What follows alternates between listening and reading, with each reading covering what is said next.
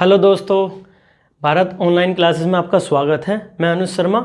आज आपकी class science की होगी, तो देखते हैं साइंस के बारे में हम बेसिक जानकारी लेंगे। साइंस क्या है, फिर साइंस के बाद हम मेन सब्जेक्ट पढ़ेंगे आज फिजिक्स। तो देखते हैं साइंस क्या है। साइंस आपने छोटी क्लास से और अब तक पढ़ा होगा। साइंस जो है छोटी क्लास में बताते हैं कि विशेष ज्ञान को साइंस कहते हैं। किसी भी चीज़ के बारे में विशेष ज्ञान या किसी भी क्रमबद्ध ज्ञान को विज्ञान कहते हैं। किसी भी वस्तु के बारे में जानना, हम एक छोटे और हल्के तरीके से देखते हैं। किसी भी चीज़ को जानना ही विज्ञान है। अब किसी भी चीज़ को हम जानते ही हैं थोड़ा बहुत, लेकिन कैसे जानना, एक अच्छे तरीके से जानना, वास्तविक तरीके से जानना ही विज्ञान है।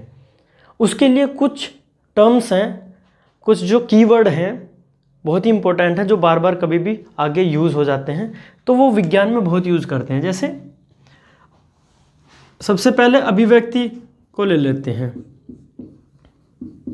अभिव्यक्ति क्या है? किसी भी चीज़ की अभिव्यक्ति मतलब उस पर प्रकाश डालना। कोई चीज़ हमें क्रिया का पता लगा, प्रकृति में जो होने वाली क्रियाएं हैं उनका हमें पता लगा या हमें पता लगाना है, उसके बारे में और गहनता से जानना है, तो वही अभिव्यक्ति है। जैसे कि एग्जाम्पल के तौर पे कि जब सेब पेड़ से गिरा, धरती पे गिरा, तो वही अभिव्यक्ति कि नीचे क्यों गिरा, ये बोलते हैं अभिव्यक्ति। फिर उसके बारे में प्रयोग, प्रयोग आपको पता है उसके बारे में। प्रयोग, निष्कर्ष, परीक्षण, परीक्षण, इसमें बहुत सारे हैं, हम जो नॉर्मली यूज होते हैं वो देखते हैं। परीक्षण, उसके बाद संशोधन, मूल्यांकन, और अलग अलग वैज्ञानिकों के अनुसार अलग अलग तरीके से डिफाइन किया हुआ है। लेकिन मैं ये इसलिए बोल रहा हूँ क्योंकि ये वर्ड ज़्यादातर यूज़ होते हैं काफ़ी चैप्टरों में। अभिव्यक्ति का आपको पता ही लग गया। प्रयोग, हम उसके बारे में शुरू कर देते हैं जानना, उसको प्रूफ करने के लिए। तो जो फिर परीक्षण होते हैं, संशोधन, क्या गलतियाँ हुई, क्या सही तरीके से हो रहा है नहीं। फिर संशोधन में भी हम उसे और अच्छी तरह शुद्ध 0% शुद्धिकरण करते हैं। मूल्यांकन, फिर एक स्वीकृति समझ लो उसको कि इन सब चीज़ का मूल्यांकन होता है कि किस तरीके से हुआ। तो जब हम उसे शो करते हैं कहीं पे भी, इंटरनेशनल लेवल पे या लोगों को भी जैसे भी, तो उसको ही मूल्यांकन कहते हैं। तो ये सब चीज़ साइंस में बहुत ज़रूरी है। आपको साइंस की जो एग्ज़ाम में इम्पोर्टेंस है, कितना इम्पोर्टेंट है ये सब्जेक्ट, आपको पता ही है। आजकल एसएससी से लेके एएलपी में काफ़ी महत्व है, और रेलवे डी में भी काफ़ी क्वेश्चन आए थे अभी, कम से कम 8, 10, 12 तो आते ही हैं। और फिजिक्स का भी बता देता हूँ मैं साथ में। फिजिक्स का भी 1 से 2, 2 से 3 क्वेश्चनों का जो रेशियो है वो रहता ही है। 1 से 2 तो आते ही हैं सभी का एग्ज़ाम में। उसमें आप एएलपी हो, ग्रुप डी, एनटीपीसी और ये सब चीज़ें। अभी हम इसमें चलते हैं।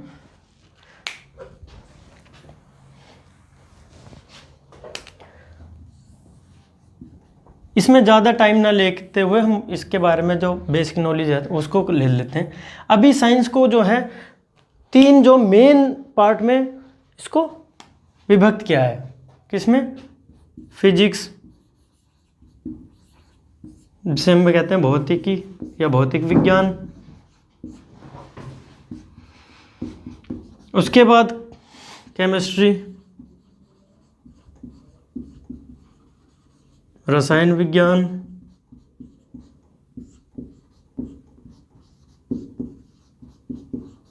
और फिर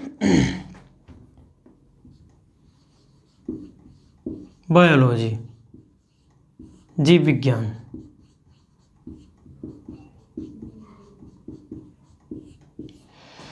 ये तो एक तरह से सामान्य विज्ञान की जो शाखाएं हैं वो हैं, ठीक। अभी तो इससे पहले एक विज्ञान का एक वर्गीकरण और मैं बता देता हूँ थोड़ा सा, ठीक है। इसको तो पढ़ेंगे ही हम, जो बहुत ही इम्पोर्टेंट है, उसके बारे में पता होना चाहिए थोड़ा सा बस, कि विज्ञान का एक वर्गीकरण इस तरीके से है, ये नेचर साइंस, ठीक है, और ये है फॉर्मल साइंस, जैसे औपचारिक विज्ञान। इस विज्ञान में हमारा मैथ, लॉजिकल, पेडागोगी, ये सब चीजें आ जाते हैं, साइकोलॉजी। उसके बाद सामाजिक विज्ञान।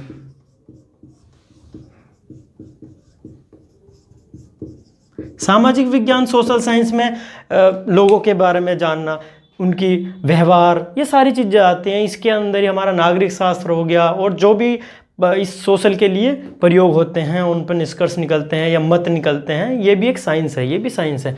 नेचर साइंस का हम पार्ट पढ़ेंगे। नेचर साइंस में ये वाला पार्ट है, यह आपको बता दिया कि ये मेन है। इसके बाद क्योंकि सामान्य विज्ञान पढ़ना है तो हम इसकी बात करेंगे अब। नेचर विज्ञान में नेचर साइंस, नेचर विज्ञान में ये 3 शाखाएं होंगी। बायोलॉजी भी लिख देते हैं। तो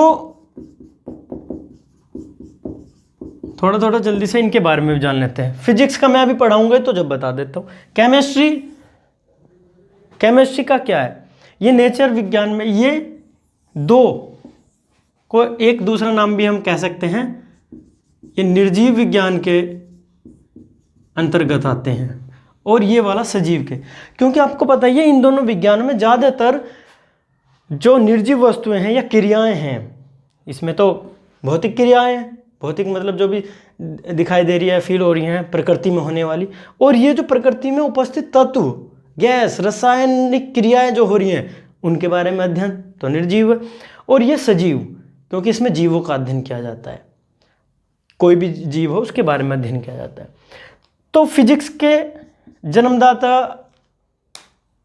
को मानने के लिए भी इसमें थोड़े से मत हैं। कोई आधुनिक जो विज्ञान है उसका जन्मदाता अल्बर्ट आइंस्टीन को मानते हैं, और जो उससे पहले के हैं उसमें गैलीलियो को मानते थे, लेकिन फिर बाद में न्यूटन को भी मानने लगे। तो न्यूटन को मेन मानते हैं, और आधुनिक में अल्बर्ट आइंस्टीन, ठीक है। उसके बाद रसायन विज्ञान के लेबोजियर, ठीक है, और ये इनके अरस्तु, जीव विज्ञान के जन्मदाता। तो ऐसे ही हम भौतिक के मैंने आपको बता ही दिया है, न्यूटन और अल्बर्ट आइंस्टीन, ठीक है। इसमें ये तो इसको बोल देते हैं जो मॉडर्न साइंस है उसके आधुनिक विज्ञान के जन्मदाता। तो रसायन के एंटोनी लॉरेंट लेबोजियर, इसको मानते हैं, ठीक है। तो आपको इनके बारे में पता लग ही गया। अब ये बोलते हैं कि हमें पढ़ना है इसके बाद फिजिक्स। तो फिजिक्स के बारे में थोड़ा सा समझ लेते हैं, फिजिक्स है क्या। फिजिक्स भौतिक विज्ञान, भौतिक विज्ञान। तो भौतिक विज्ञान, देखो फिजिक्स जो है ये ग्रीक वर्ड है, फिजिक्स, फिजिक्सिया या ग्रीक में बोलते हैं फिजिक्सिया। तो फिजिक्सिया जो है उसका मतलब ही प्रकृति है, भौतिक का मतलब ही प्रकृति है। जो प्रकृति में जो भी घटनाएं हो रही हैं उन्हें हम कह देंगे परिघटनाएं।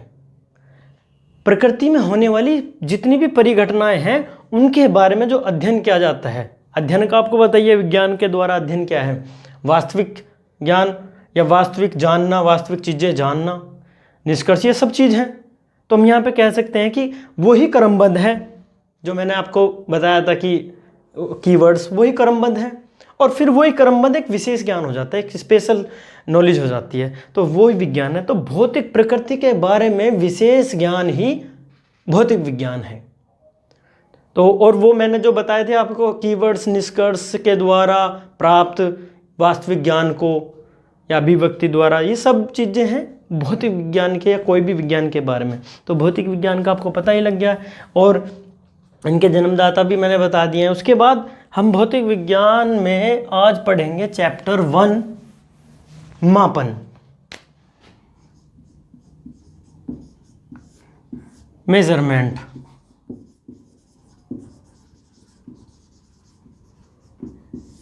एक दो क्वेश्चन काफ़ी टाइम से आ जाते हैं इसमें भी। तो मेजरमेंट में अभी इस लेसन में जो कीवर्ड्स हैं हम यहाँ पहले लिख लेते हैं। मापन हो गया, इसके बारे में जानेंगे। फिर मानक, मापन मेजरमेंट हो गया। स्टैंडर्ड, मानक और मात्रक, यूनिट। तो ये बहुत ही इंपॉर्टेंट वर्ड्स हैं, इनके बारे में हम समझेंगे क्योंकि ज़्यादातर हम अब तक जो पढ़ते हैं हम बस इनको रट लेते हैं, इनके बारे में थोड़ा सा हमें पता होना चाहिए अपनी लैंग्वेज में। तो मानक क्या है? अब देखो, जब पुराने टाइम में धीरे धीरे सभ्यताएं विकसित हुई तो उन्हें कुछ चीज़ें जाननी थी। मैं देखो, कोई यहाँ से और यहाँ तक गया, कोई यहाँ से यहाँ तक गया, तो उन्होंने सोचा कि कुछ तो है, ये क्रिया है, ये भी, ये तो क्रिया है। उन्होंने इसको एक नाम दे दिया गया, जैसे लंबाई या दूरी। आपको पता है लंबाई क्या है, दूरी क्या है, लेकिन एक बार हम इसको थोड़ा सा समझ लेते हैं। फिर कोई चीज़ उन्होंने उठाई, जैसे ये भारी है, ये हल्का है, ये आयतन में बड़ा है, ये आयतन में छोटा है। तो इस तरीके से उन्होंने लगा कि ये भी कुछ क्रिया है, ये तो है, ये भी कुछ है, तो इसका नाम क्या रख दिया फिर इसको तोलने की क्रिया, द्रव्यमान। ऐसे ही फिर जैसे जैसे समय बीतता गया, विकसित होते गए, तो अभी थोड़ी देर पहले कुछ और सिचुएशन थी और कुछ क्रियाएं कर रहे थे और थोड़ी देर बाद कुछ और, तो उन्होंने सोचा ये भी टाइम चल रहा है, इसका मतलब कुछ और भी है क्रिया, तो उन्होंने उसको दे दिया है नाम समय। ओके, ये तो हो गई कि मापन कैसे आया। मापन क्या है? कोई भी क्रिया, मात्रा या घटना, उसको कोई नाम देना या आंकिक मान देना, उसको जानने के लिए, वो ही मापन है। उसकी मात्रा जानना हो गया। देखो, मात्रा जानने के लिए क्या, वजन, द्रव्यमान की जरूरत, दूरी, इसको जानने के लिए भी मेजरमेंट, समय को जानने के लिए, ये सारे चीज़ क्या आती है, फिर नाम हो गया मापन, मेजरमेंट। अब उस मापन को अब हम करते हैं मानक की बात। अब जब ये हम ले लेते हैं, जैसे लंबाई, द्रव्यमान, समय, हम इन तीनों के लेते हैं बेसिक। ओके, तो जब ये हमारे पास हैं मापन के लिए मेन जो बेसिक हैं, उनको एक स्टैंडर्ड देना, मानक। मानक क्या है? इस मापन को या प्रकृति में जो भी मापन है उसको एक स्वीकृति, सभी की स्वीकृति, या एक जो ऐसा स्टैंडर्ड, ऐसा मापन जिसको सब फॉलो करें, ठीक है, उसको ही स्टैंडर्ड कहते हैं, मानक कहते हैं। वो कैसे शुरू हुआ? अब कोई तो अपनी अपनी लोकल जो मापन क्रिया हैं उन्हें यूज कर रहे थे भाई, किसी ने मीटर यूज कर लिया, किसी ने फुट यूज कर लिया, किसी ने अपने गट्ठे यूज कर लिए, तो सब में एक वेरिएशन थी। तो धीरे धीरे जैसे ही डेवलपमेंट होता गया तो उन्होंने एक सोचा कि एक स्टैंडर्ड बनाए, तो लंबाई का एक स्टैंडर्ड बना दिया। ये मैं आपको ऐसा ही पद्धति और आगे पढ़ाऊंगा उसमें अच्छे से, अभी तो मैं मानक को समझाने के लिए एग्जाम्पल है। तो ऐसे ही कि इनमें वेरिएशन ना हो कि आज उसका मीटर इतना बड़ा है, उसका मीटर थोड़ा छोटा है, तो दिक्कत आती फिर, और ऐसी टाइम में दिक्कत आती, क्योंकि कोई भी उपग्रह, आजकल कृत्रिम उपग्रह है, उसमें थोड़ा सा भी सेकंड का भी फर्क हुआ तो दूसरी कक्षा में चले जाते, तो समय की और ये शुद्धता की बहुत ज़रूरत थी। तो उसके लिए मानक लेके आए, स्टैंडर्ड लेके आए। तो जो इस स्टैंडर्ड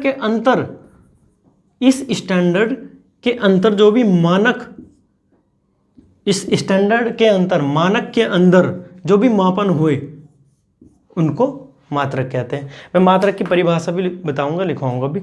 अभी इतना अच्छे से एक सिंपल वे में समझ लो कि जो भी मापन इस मानक के द्वारा बनाए गए उनको मात्रक बोला गया। ठीक है, अब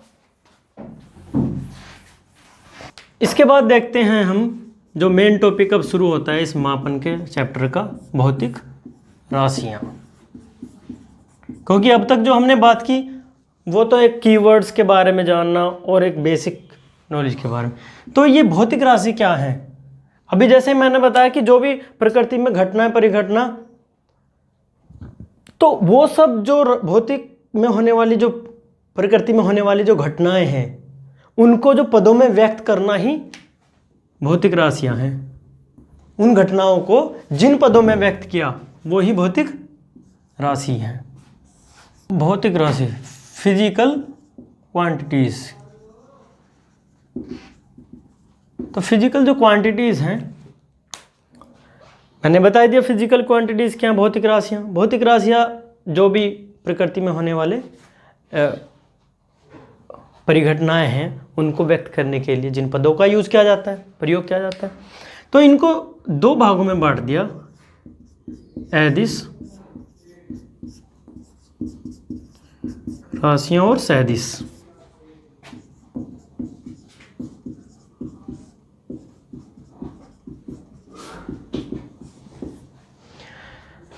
तो जो अदिश राशियां हैं, अदिश राशि वो राशि हैं जिनमें परिमाण तो होता है लेकिन दिशा नहीं होती। क्योंकि जैसे जैसे टाइम बीतता गया बहुत सारी जो हमारी भौतिक राशियां बनती गई, उनमें कुछ राशियां जिनमें परिमाण होता है उनमें दिशा नहीं होती है, और जिनमें परिमाण भी होता है और दिशा भी होती है, एक निश्चित स्थिति होती है, तो उनको सदिश बोल दिया गया। तो ऐसे ही इनका दूसरा विभाजन भी है, जो दूसरा मूल मात्रक हैं या मूल राशियां हैं, व्युत्पन्न राशियां। तो उस तरीके से एक पार्ट ये है कि अदिश राशि जिनमें परिमाण, अब यहाँ एक वर्ड है परिमाण, इसमें बहुत कन्फ्यूजन है। परिमाण का मतलब होता है किसी भी चीज़ की मात्रा या गिनने तोलने और जो मापने में यूज होने वाला जो फल है, जो प्राप्त मतलब जो उसमें प्रयोग हो रहा है, उसे ही मात्रा, जो मात्रा है उसमें उसे ही परिमाण बोलते हैं। इसमें परिमाण होता है, दिशा नहीं होती। इसमें परिमाण भी होता है, कुछ ना कुछ होएगा इसमें, द्रव्यमान हो या कुछ भी हो, और प्लस दिशा भी होती है। ठीक है, इसमें हम थोड़ा सा एग्जांपल देखते हैं। जैसे कि अदिश राशि मैं लिख देता हूं यहाँ पे। अदिश राशि में क्या आ गया? द्रव्यमान, क्षेत्रफल, दूरी, चाल, और आपका और बहुत सारे हैं कार्य,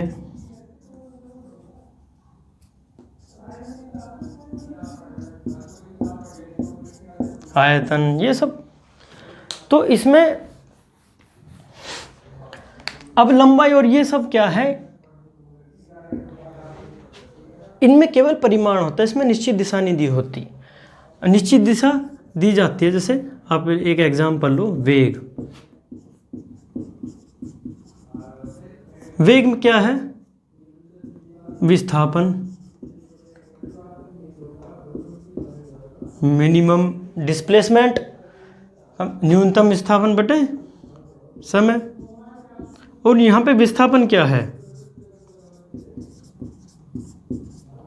विस्थापन है प्रारंभिक बिंदु से और अंतिम बिंदु की न्यूनतम दूरी, किसी दिशा में न्यूनतम दूरी। उसमें दिशा भी दी होगी कि 5 किलोमीटर पूर्व की ओर, जैसे 6 किलोमीटर प्रति घंटा पश्चिम की ओर, ऐसे। तो ये सदिश राशि होगी, इनमें हमें एक दिशा का पता होता है। इसके बाद एक एग्जांपल से समझते हैं। अब देखो जैसे दूरी है, कोई यहाँ से चला और ये यहाँ पे गया, ए जो है चला और ये बिंदु बी पर पहुंचा, ए बिंदु से चला बी पे पहुंचा कोई बंदा। अब ये जो दूरी है, इसका ग्राफ सही से बना देते हैं। ये चला, ठीक है, ये इसने 4 किलोमीटर, ये 2 किलोमीटर, और ये भी 2 किलोमीटर, और ये 2 किलोमीटर। अब यदि कोई कहे कि इसकी दूरी कितनी है, तो दूरी, क्योंकि टोटल जो लंबाई तय की वही दूरी है, 4 2 6 2 8 और 2 10 किलोमीटर टोटल दूरी हो गई, ठीक है। अभी यदि इसका कहे कि विस्थापन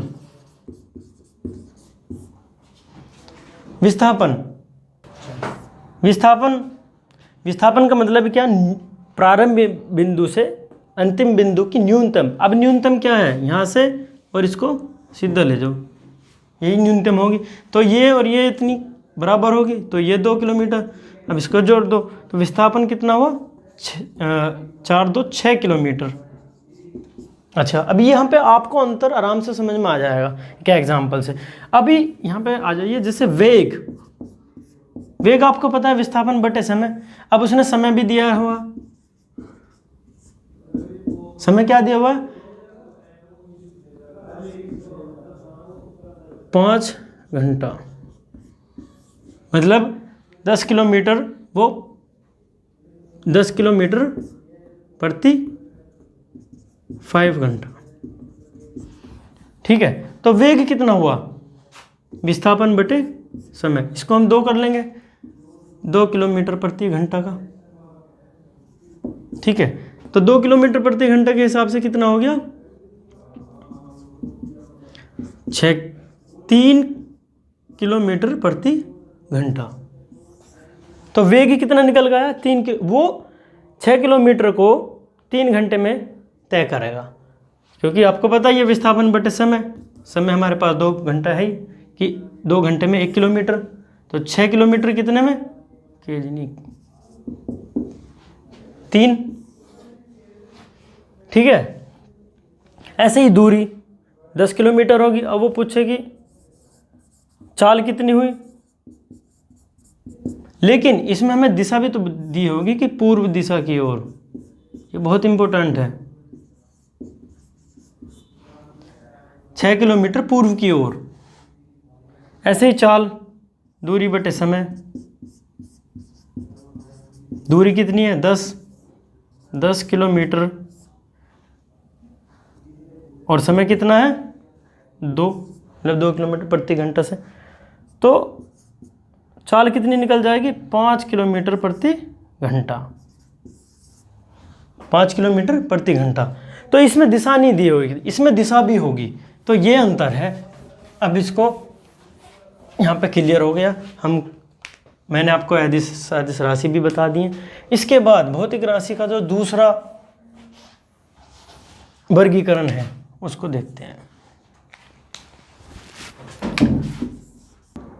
अब भौतिक राशि को 2 अन्य जो इनका वर्गीकरण है वो है मूल राशियां और व्युत्पन्न।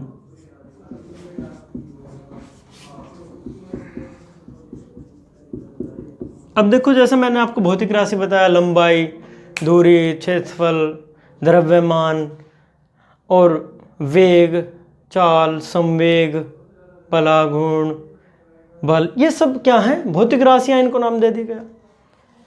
अब भौतिक राशियों को मूल राशि और व्युत्पन्न राशि में सेपरेट किया। क्यों किया?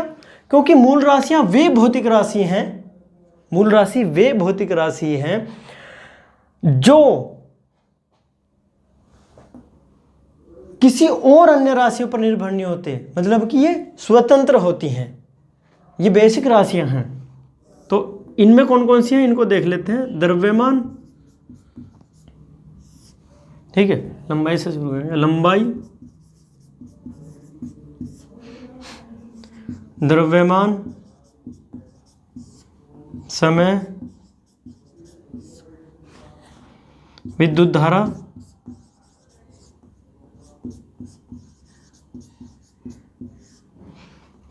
ताप, ज्योति तीव्रता, और ये अलग से ऐड किया हुआ था पदार्थ की मात्रा, ये बाद में आया, ठीक है। तो पहले इनको अच्छे से क्लियर कर लेते हैं। अभी इनको प्रतीक है, इनके जो प्रतीक हैं वो क्या है, एम, केजी, सेकेंड, विद्युत धारा, ताप, ज्योति तीव्रता। तो ये इनके चिन्ह हैं, और इन्हें एक विमा के रूप में यदि लिखें तो ये है एल, लेंथ, मास, time, ampere.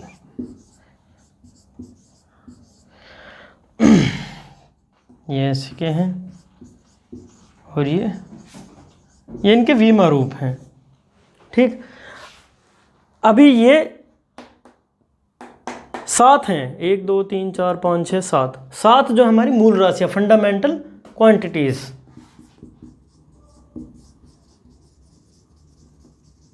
Mental quantities, okay.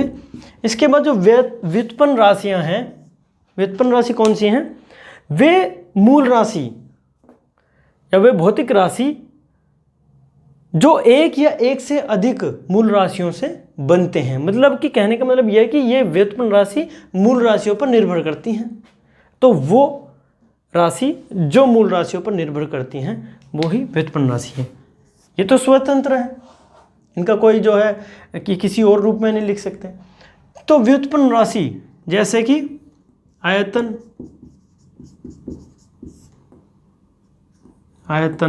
वेग, त्वरण, संवेग, इनके परिभाषा के अनुसार ये चैप्टर के हिसाब से सब अच्छी तरह बताए जाएंगे। अभी फिलहाल ये देखिए, आयतन, वेग, त्वरण, क्षेत्रफल भी, कार्य, ठीक है, बल आदि और भी। तो व्युत्पन्न राशि क्यों है अब देख लेते हैं। आयतन लंबाई गुणा चौड़ाई गुणा ऊंचाई, तो ये मूल राशि लंबाई चौड़ाई, ये भी लंबाई है, ये भी लंबाई है, ये भी लंबाई है क्योंकि दूरी है। तो ये मूल राशि लंबाई के एक या एक से अधिक मिलकर बनी है लंबाई से, तो ये इस पर डिपेंड है। वेग भी ऐसी है, वेग क्या है, विस्थापन, न्यूनतम विस्थापन बटे समय। विस्थापन क्या है, एक निश्चित दिशा में विस्थापन है ना, दूरी होगी ना। तो ये इस पे और समय पे निर्भर है। तो ये क्या हुआ, व्युत्पन्न राशि। ऐसी ही त्वरण, वेग परिवर्तन की दर, ऐसे ही सारे जो हैं व्युत्पन्न राशियां इस तरीके से होती है। मेरे कहने का मतलब ये है। इसके बाद इसको हटा के अब आ जाते हैं हम मात्रक पर।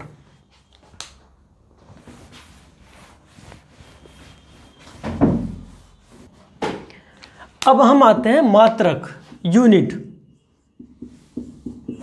अब जो मूल राशियां हैं उनको एक शुद्ध रूप से एक ऐसी स्वीकृति जो सब जगह यूज़ हो जाए, एक कॉमन प्रयोग हो जाए कि उसमें वेरिएशन ना हो, उसमें विभिन्नताएं ना आए, तो उसे एक अंतर्राष्ट्रीय, मतलब कि अंतर्राष्ट्रीय स्वीकृति।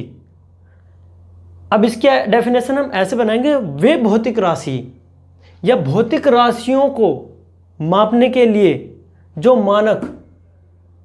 मानक अंतर्राष्ट्रीय स्वीकृति और नियमों के द्वारा प्रयोग किए जाते हैं, वे मानक जो मापने के लिए प्रयोग किए जाते हैं भौतिक राशियों के लिए, उन्हें ही मात्रक कहते हैं। समझ में आ गया? लिख देते हैं सिंपल वे में एक भौतिक राशियों को। अब मैंने आपको भौतिक राशियां भी बता दी हैं। भौतिक राशि क्या है? भौतिक राशियों को मापने के लिए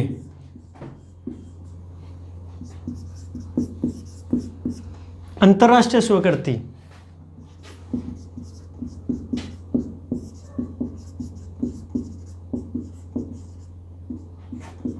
अंतरराष्ट्रीय स्वीकृति व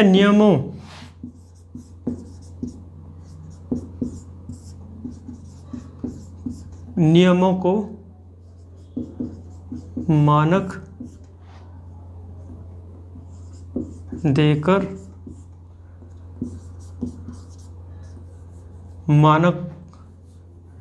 नियमों को मानक स्टैंडर्ड प्राप्त करना। क्या होता है? मानक प्राप्त करते हैं, वे मात्रक होते हैं।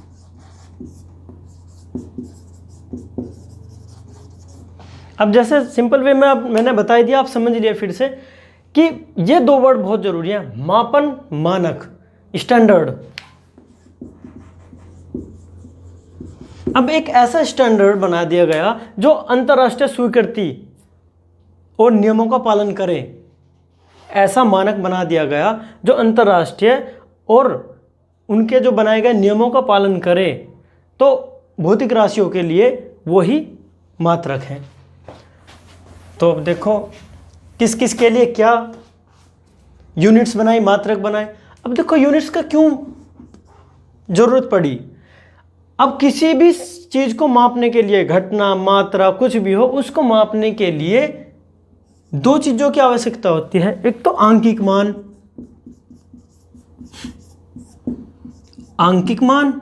और दूसरा होता है इकाई। इसे ही मात्रक बोलते हैं, यूनिट। ठीक है। आंकिक मान जैसे किसी, अब एक एग्जांपल लो, हमें किसी पात्र में कुछ भर के दे दिया लिक्विड 5 लीटर या 5 किलो भर के दे दिया किसी पात्र में 5। अब यदि उसे किलो ना बोले या कुछ ना पता लगे तो कैसे पता लगेगा कि ये लंबाई है, समय है, 5 सेकंड भी हो सकता है। तो इसको दर्शाने के लिए ये है क्या, क्या भौतिक राशि है ये, इसको दर्शाने के लिए इकाई का प्रयोग। इकाई क्या है? उसको एक के रूप में, मतलब कम से कम त्रुटियों के रूप में जो मानक स्टैंडर्ड दिए गए हैं इंटरनेशनल में, वो आपको 9th में पढ़ते हैं, मानक मीटर, मानक किलोग्राम। तो वो ही इकाई, यूनिट, इसको दर्शाने के लिए भौतिक राशि कौन सी है, प्रयोग किए जाते हैं। अब जैसे 5 किलो है, इससे हमें क्या पता लगा कि ये द्रव्यमान की बात कर रहा है। ठीक है। ऐसे ही यदि यहाँ पे 5 है, आंकिक मान तो हमें पता लग गया 5 है, इसको सेकंड तो हमें पता लग गया कि ये समय की बात कर रहा है। तो यूनिट इसलिए जरूरी है। ओके, ये बहुत ही सिंपल है, लेकिन इनके बारे में हमें पता होना चाहिए। हम इनमें कंफ्यूज रहते हैं। ये डीपली है और अच्छे तरीके से आपको समझ में आ ही गया होगा। आज थोड़ा सा ये थोड़ा लंबा लगेगा और थोड़ा डीप लगेगा, लेकिन ये बेसिक है। तो मापन के लिए ये बहुत ज़रूरी है, क्योंकि फिजिक्स हो, कोई भी चीज़ हो, मापन शुद्धता से होगी जब ही अच्छा आपका इफेक्ट पड़ेगा। तो मात्रक, अब हमें पता ही है कि ये मात्रक मूल राशियों के लिए भी यूज़ किए गए और व्युत्पन्न के लिए भी। देखो मूल राशि के लिए कैसे, पहला लंबाई, द्रव्यमान, समय, विद्युत धारा,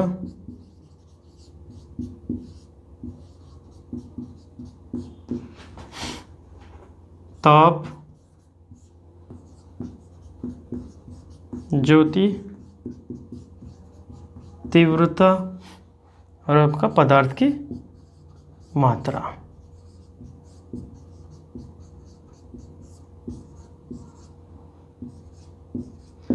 अब मूल मात्रक, मात्रक आपको समझ में आ गया। मात्रकों को भी ऐसे ही दो भागों में डिवाइड कर दिया गया, मूल मात्रक और व्युत्पन्न मात्रक।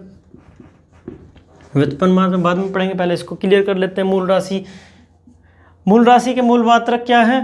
लंबाई का क्या बना दिया गया? मीटर। द्रव्यमान का किलोग्राम। समय का सेकंड। विद्युत धारा का एम्पियर। ताप का केल्विन। ज्योति तीव्रता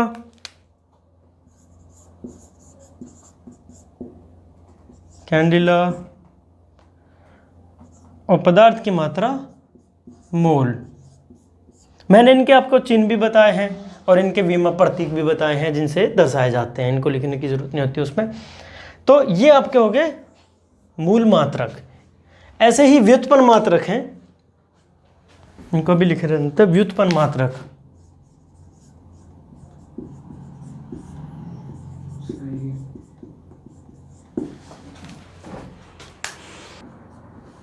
व्युत्पन्न राशि के जो हैं व्युत्पन्न मात्रक बने।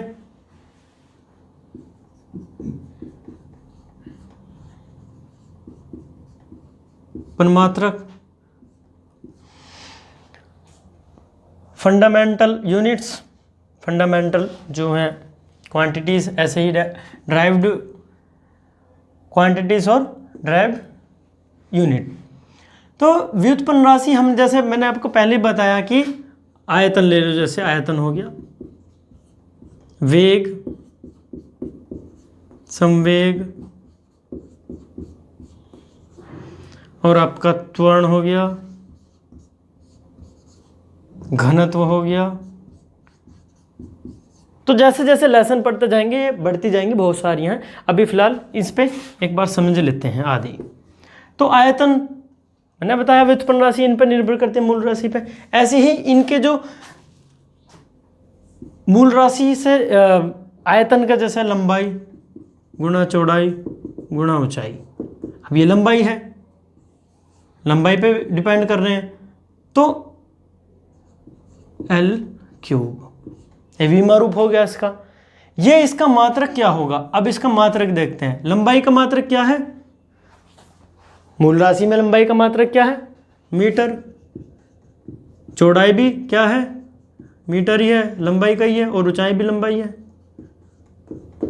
अब ये मीटर, इसको ऐसे लिखेंगे तो लंबा हो जाता है, इसका एक रूप बना दिएगा, विमीय रूप, L गुना L गुना L, क्योंकि इसका विमीय रूप LMT इनको ले लेते हैं, तो इसको लिख देंगे L3। इसका विमीय रूप हो गया, इसमें विमीय रूप भी बता दिया मैंने, ठीक है।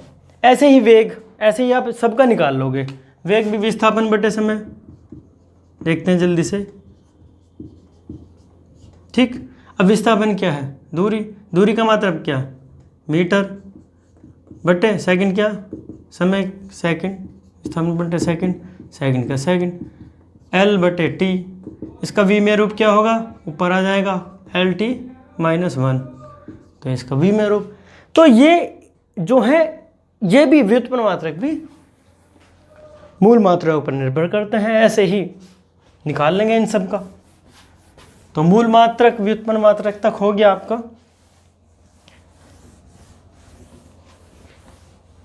बाद इसमें क्या है, दो जो हैं उनको बोलते हैं पूरक राशि, पूरक मात्रक। तो जो पूरक राशि हैं ये बाद में ऐड की गई उन 7 राशियों के बाद। ये हो गया समतल कोण, ये मूल राशि में बाद में ऐड किया गया। समतल कोण, सॉरी, इनको पूरक मात्रक, पूरक राशि बोल गया। समतल कोण और ठोस कोण, ठोस कोण। अब इनकी पूरक मात्रक, इनका भी मात्रक बना दिया गया, उनको पूरक मात्रक बोल दिया गया। जैसे मूल राशि के जो है मात्रक बने उनको मूल मात्रक, ऐसे ही है। समतल कोण का रेडियन और ठोस कोण का स्टेरेडियन।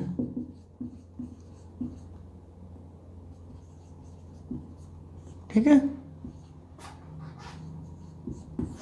तो ये जो हो गया इसको बोलते हैं पूरक मात्रक, पूरक राशि के पूरक मात्रक। तो आज जो है हम इनको ही यहाँ तक ही पढ़ेंगे, क्योंकि आज इसमें इंट्रो भी था तो सारा एकदम नहीं। नेक्स्ट क्लास में हम आपको पढ़ाएंगे सिस्टम ऑफ यूनिट्स, मात्रकों की जो पद्धतियाँ इंटरनेशनल यूज पे, उसमें और प्रयोग होने वाले जो मापन में प्रयोग होने वाले यंत्र हैं, ये सब चीज़ें हम इसके बाद पढ़ाएंगे नेक्स्ट क्लास में। तो तब तक के लिए आप वीडियो देखिए, शेयर कीजिए और लाइक कीजिए।